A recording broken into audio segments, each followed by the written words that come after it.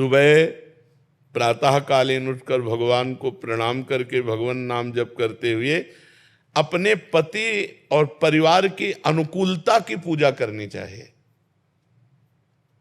हमारे पति को सुबह अगर सर्विस में जाना है और हम अपने भगवान का पर्दा हटाकर पूजा शुरू करते हैं तो वो पूजा अधूरी मानी जाएगी।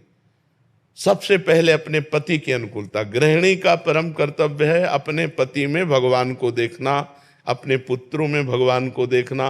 पुत्रों को स्कूल जाना है, पति को सर्विस जाना है, तो सबसे पहले हमारी पूजा की तैयारी होनी चाहिए। अपने पतिदेव को संतुष्ट करके खिला पिला के उनका टिफिन तैयार करके उनको भेजा, पुत्रों को स्कूल भेजा, फिर अपनी दिनचर्या। लेकिन ये दिनचर्या करते हुए हम नाम जप कर सकते हैं। हम रसोई बना रहे राधा राधा राधा राधा, हम सोहनी लगा रहे राधा राधा राधा, पात्र मार्जन कर रहे राधा राधा राधा। तो गृहिणी की सर्वोत्तम पूजा है अपने परिवार की अनुकूल परिस्थिति उपस्थित करते हुए कहीं किसी भी तरह का झगड़ा, कोई परेशानी, किसी भी तरह की असंतुष्टता ना आते हुए नाम जप करते हुए करे। और जब वो चले गए तो अपने ठाकुर जी को उठाया, ठाकुर जी के श्रृंगार किया, ठाकुर जी की सेवा की, इस भाव से चले।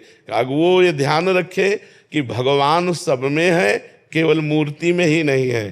सास ससुर में भी भगवान है, हमारे पति में भगवान है, और जो परिवार के सदस्य पति के हैं वो भी भगवान के ही स्वरूप हैं। हमारा ऐसा व्यवहार सबके प्रति होना चाहिए, किसी को तनिक भी असंतुष्टता या हमारी चेष्टा से दुख नहीं पहुंचना चाहिए। यही सबसे बड़ी भगवान की पूजा होगी। किसका प्रश्न? बच्चों को डांटती हूँ तो ऐसा लगता है कि उनको दुख ना लग गए। नहीं, ये हमारा कर्तव्य है। जैसे एक शिष्य अपने गुरु के अधीन जो है, तो गुरु का कर्तव्य है कि शिष्य के दोषों को देखकर उसका दंड विधान करते हुए उसे निर्दोष करे। जैसे एक पुत्र पिता के अधीन रहता है तो पिता का कर्तव्य है पुत्र को गुणवान बनाने के लिए आवश्यकता पड़ने पर उसे डांटे, उसे शासन में ले। तो ये कोई दोष नहीं है, ये तो हमारा कर्तव्य है, हमें कर्तव्य पालन करना है।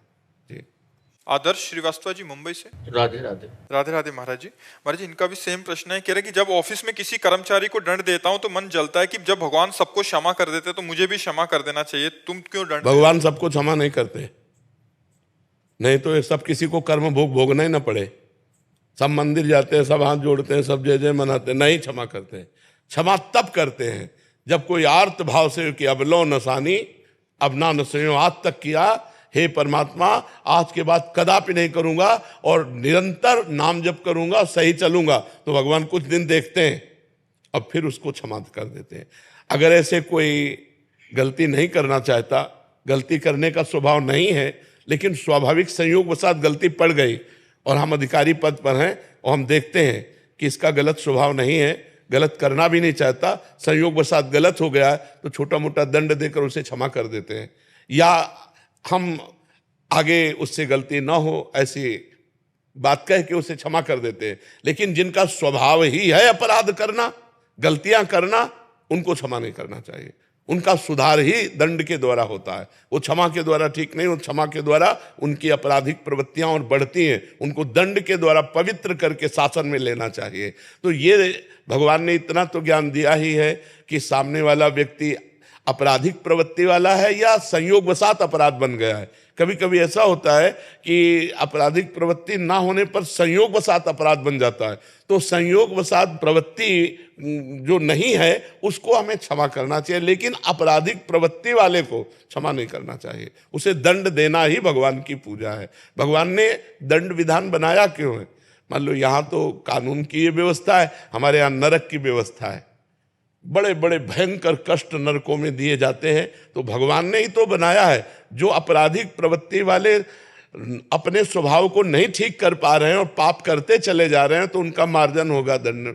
जैसे यहाँ जेल में होता है, डंडा चलता है, 20 साल की सजा हुई, ये हुआ वो, ऐसे वहाँ भी नर्क का विधान है। जो यहाँ दंड नहीं भोगते उनको फिर नर्क में दंड भोगने को मिलता है। तो इतने कमजोर नहीं होना चाहिए। हर जगह क्षमा नहीं, हर जगह क्षमा काम नहीं करती, कहीं कहीं दंड विधान काम करता है। अब आपराधिक प्रवृत्ति नहीं है, उसे क्षमा करने के लिए तो हम भी राजी हैं कि एक बार क्षमा करना चाहिए। अगर भूल चूक हो गई, गलती हो गई, कोशिश करना चाहिए, उसे बचाव पक्ष में लेना चाहिए। लेकिन जिनकी प्रवृत्ति छल कपट अपराध प्रमाद स्थिति धर्म के विरुद्ध आचरण करना, ऐसों को दंड देना चाहिए। दंड से ही उनकी बुद्धि शुद्ध होती है। उसमें आप बिल्कुल निर्विकार रहिए और ऐसों पर दया भी ना कीजिए, क्योंकि विधान विधान है। अगर ज्यादा दया करेंगे तो आप अपने कर्तव्य से च्युत हो जाएंगे।